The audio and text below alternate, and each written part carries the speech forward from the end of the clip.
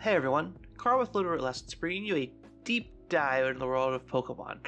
Today's featured Pokemon is what I'm very excited to talk about as Grimmsnarl. We've kind of just been covering a theme of one-upping the Pokemon beforehand, so having Grimmsnarl be the next one kind of just shows that Grimmsnarl is probably a better support than Tornadus.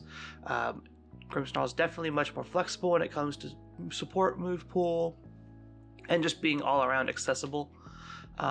But before we get started, if you like what you see, hit that like button, hit the subscribe button, ring the bell for notifications for when new videos go live.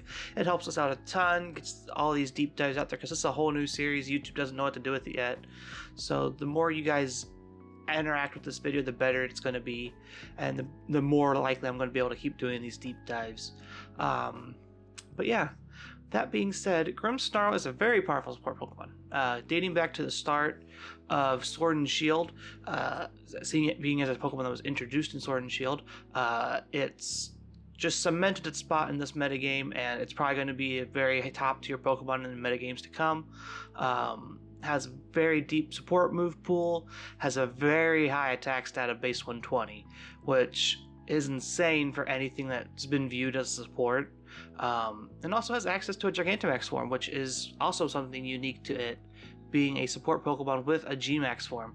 Gmax Snooze having the 50% chance to make the targets drowsy isn't the greatest Gmax form, but it's still there and it's still a utility option. We'll get into how Gmax Snooze works on a Pokemon's moveset probably a little bit later. But for the history in this game, it's been around since the beginning. For Sword and Shield anyway. It's Prankster made it with a powerful ability, meaning you almost was going to see play at some point, but they also have a fairy typing on it, which means you got access to Light Screen and Reflect. So priority screens is great. I cannot emphasize this enough. Priority screens help so much. You just all the extra added bulk, especially with Dynamax moves trying to take you out. It helps a ton. I remember Series 2, which is the series I played in Collinsville. I was testing Mudsdale Swagger for early on, and it just wasn't consistent enough. I was super reliant on you have to hit Swagger. You have to hit your Swagger. Well, Swagger's not 100% accurate. So if you missed your Swagger, you didn't get the boost, and you kind of just lost your Mudsdale. But it was a really cool strategy. Plus, you got to give it screens and do Sucker Punch things or Spirit Break, which Mudsdale really has a problem with special attackers. So Spirit Break and Light Screen meant that you get to just keep your Mudsdale longer. But ever since Series 2 and we got competitive going, it's just been a staple of the format. Has access to Sucker Punch, has access to one of its signature moves, Spirit Break, which lowers the special attack 100% of the time. Has access to Scary Face, Fake Tears, all sorts of stuff like that. The more common sets right now, though, are just Screen Setters with Light Clay or Trick with like a full instance or an eject button. And then there's bulky stat dropper sets that kind of pair well with screens and other things like that, and they kind of just like a flux in between these two. But overall, Grimmsnarl being on 12% of teams doesn't seem like a very high number, but it's just about 1 in every 8, which is still significant. If you play for an hour and a half on ladder, you're going to play it probably 8 games. So you're guaranteed to see one almost every time you play on ladder for a decent amount of time. Common partners for Grimmsnarl just encompass everything. Grimmsnarl's very flexible, fits on a lot of teams. Is only really weak to I think it's only weak to Fairy and Steel. And Poison? Is it weak to Poison? I can't remember. Someone comment down below, is Grimmsnarl weak to Poison? I can't remember. I'm pretty sure it is. But because of its just like typing and its move pool and what it gets access to, it just fits on a bunch of teams. Who would have thought screens is good on every team? Not every team wants it or needs it, but it's always good to have it. A lot of the common partners, though, are special attackers because of its access to priority Fake Tears. Fake Tears being able to drop your target's special defense by 2 means that it's just like almost essentially giving a nasty plot to one of your special attackers. The most common ones being Zapdos and Rotom Heat from Series 7. And with Series 9 coming up in May, I would definitely expect to see more of the same coming up from the bottom of the ladder. For the current metagame breakdown here, there's only like 3 items, so we're going to cover items first here. Light Clay, super common. This is just so you can get the maximum amount of screens. You don't have to worry about, like, if your Grimmsnarl dies on turn 2, you have screens for another, like, 6 turns after that. The Full Incense, Lagging Tail, Eject Button, Iron Ball, all these weird trick items. Full Incense and Lagging Tail kind of just fill up the 20% there, and then there's probably like another 5% of just like random trick items. But those usually are just there to slow down Dynamax, slow down opponents who are trying to go fast, just be disruptive as much as possible. As for common moves, this is where it's going to get a little long. Spirit Break, Light Screen, and Reflect are super common because Light Clay sets are super common. But then it gets down into fourth move syndrome, where you want to play multiple fourth moves, but you can't play them all. So moves like Fake Out, Fake Tears, Trick, Sucker Punch, Scary Face, Taunt.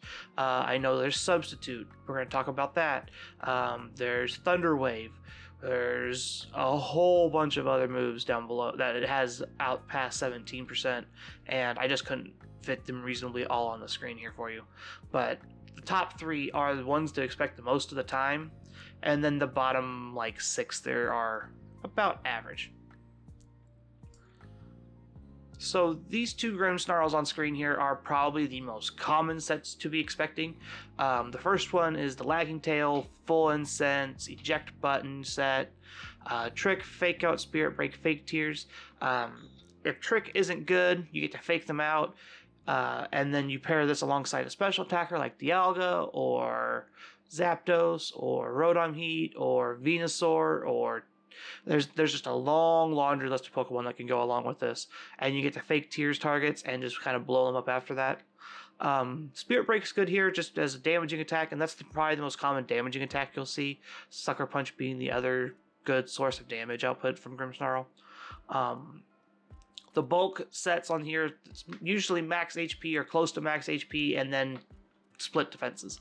They try to put as much into special defense because they want to be able to be that kind of bulk, because its special defense is a little bit higher, so it gets a little bit more benefit out of being higher stat, plus with the nature. The second set here is the base set screen set. This one has Scary Face for speed control as well, so you get to do Light Screen, Reflect, and then you get to start slowing down your opponent and guaranteeing that you're going to go ahead of them. So also just being aware that the trick set is just looking to ruin your Dynamax is just a good thing to be thinking about. Not all Grimmsnarls are going to set screens in front of you, and then you could just blow them up afterwards or break the screens and just deal with it later. A lot of these Grimmsnarls are starting to lean towards trick, especially in like best of 3 formats, where it works once or twice because they have to respect it, and you're just going to eventually get it off anyway. So it's good to just think about and keep those things in mind. These next 2 sets are much more uncommon. The top one is one of my own little creations I was playing around with before. Series, like, it was like early Series 2, early Series 3, because we know how Pickpocket worked. And then the bottom set is more of an anti-Dynamax one-on-one set. So we'll go over the first one here. The first one here is designed to get hit by Bullet Punch and Pickpocket, because the way Pickpocket works, you will consume your weakness policy, and then Pickpocket will activate and you'll be able to steal the item. In this case, we were stealing a Life Orb, so we were going to just deal tremendous amounts of damage and be able to just blow people up. Notable thing here, Grimmsnarl actually gets really good coverage. It gets access to all the elemental punches and Power Whip. You get access to Fighting type coverage, Drain Punch or Hammer Arm, Dark type coverage, Sucker Punch, Darkest Lariat, Spirit Break, Play Rough. There's a ton of stuff that you get access to. This one didn't need any attack investment really, because you just were adamant nature, so you're already 120, and then you're ×2, and then you have Life Orb, so you hit like a truck no matter what, and it was great. This was before Intimidate was like super necessary on teams. Like you could see an Arcanine every once in a while, or a random Intimidator every like 7 teams or so, instead of Incineroar in every game. But anywho, that one was fun. It wasn't super good, but it was a lot of fun. And then the second one here is a one-on-one kind of set. Because you get Prankster Substitute and Leftovers, you can just kind of just like set up a sub, and then if they don't target you, then you just get to heal that HP back up, and you can set another sub after they break it. And you get to do things with Sucker Punch and Spirit Break and Fake Out. If just be annoying is the goal here. Notably, the substitute strat is very good against stalling out Dynamax attacks, because if they're targeting you, you're going to go ahead of them every time. You're going to get your sub off first. It's guaranteed. That's just how the game works. So you just eat that Dynamax attack, only take 25% of your health, and then you go back in and set another sub. And if they don't target you, then you just got the sub for free, and it's great. So building with Grimmsnarl, because it's a prankster Pokemon, it's real important that the rest of the team needs to actually deal damage. Spirit Break cannot carry you through games. Spirit Break is mainly there as a support move that deals damage. That is literally its role. You don't put any attack investment usually on your Grimmsnarls, because you want to be able as bulky as possible so you can have survive hits through screens and things like that. However, G-Max Grimmsnarl is the exception. There is no downside to playing G-Max Grimmsnarl over a regular Grimmsnarl. There's no downside to it at all. Especially in open team sheets, you can slap Sucker Punch on it and make a G-Max Grimmsnarl, and your opponent has to respect the fact that they might get snoozed.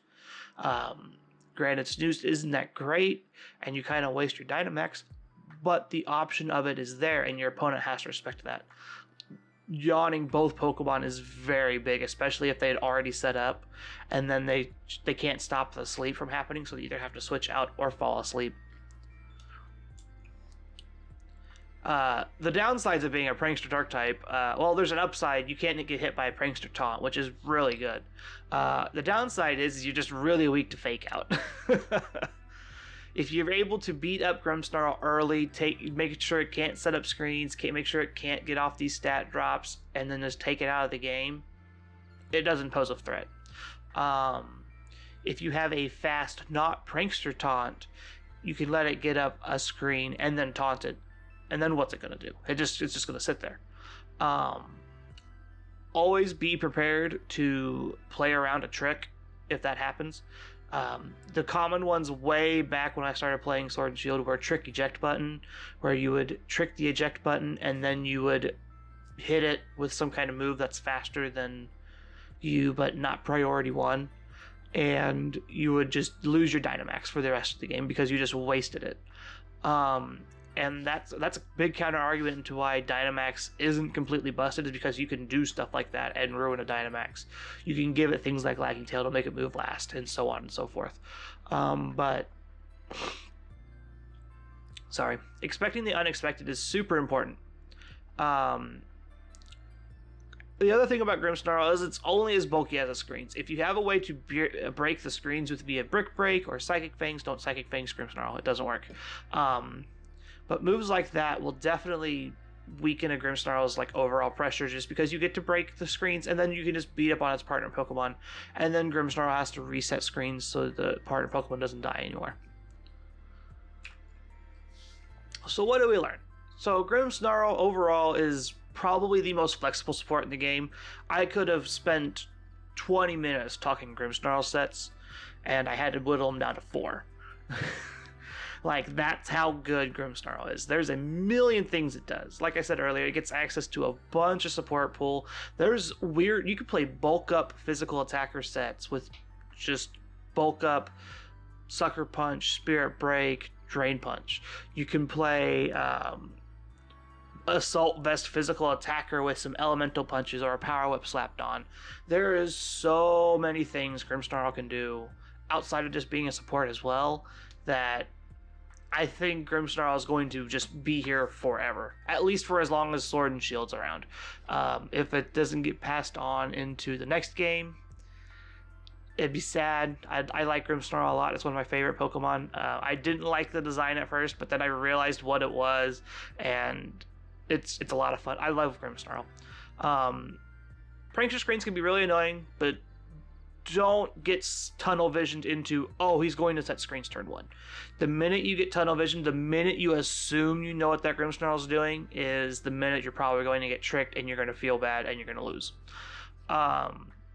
Being able to adapt and just be flexible against a Grimmsnarl will help you a ton. And make sure, do not let it just sit there. If you just let it sit there, set screens into Spirit Break or Fake Tears or whatever ends up doing for the rest of the game, you will end up losing the game because of Grimmsnarl just being a very good support. And yeah, I would like to thank everyone for hanging out with me today, watching. If you haven't yet, hit the subscribe button, ring the bell for notifications for when new videos go live. We put up 2 of these a week, 3 laddering videos a week, a Let's Play, and the podcast on Monday. Make sure you leave a comment down below who you want to see me cover next. Restricteds only, hopefully. I'm open to anything. I would like to cover more restricteds because we only have a month left of Series 8, especially with Players Cup 4 coming up here soon. I'd like to do a couple more deep dives on restricteds before that thing starts. Make sure to come and hang out with us on Twitter at LR Lessons for podcast updates, video updates, things like that. At Musical33 for my personal Twitter if you ever want to get a hold of me in person, like personally, and then my co-host at Mr. Missouri25. You can also find us on Twitch. We stream seldomly, once in a while. I'm getting ready to start Pokemon Snap speedruns again here probably next week. You can find them at twitch.tv/musical. You can find my co-host who plays Nuzlocke, randomizers, and all that kind of stuff for Pokemon at twitch.tv/Mr. Missouri25. Make sure you come join the Discord. The Discord's great. It's where we get a lot of our laddering teams, where we get to talk to people about deep dive videos, about Let's Play videos, about just VGC in general, or just anything else they want to talk about. You can find the link down below, and if the link doesn't work, it is discord.gg/LR lessons. You can just type that all into your browser, and it'll take you right to an invite and get you right in the server. Outside of that, I can't think of anything else right off the top of my head. I think I got everything. But yeah, we'll have a wonderful morning, afternoon, evening, everyone, and we will see you all next week. Bye, guys.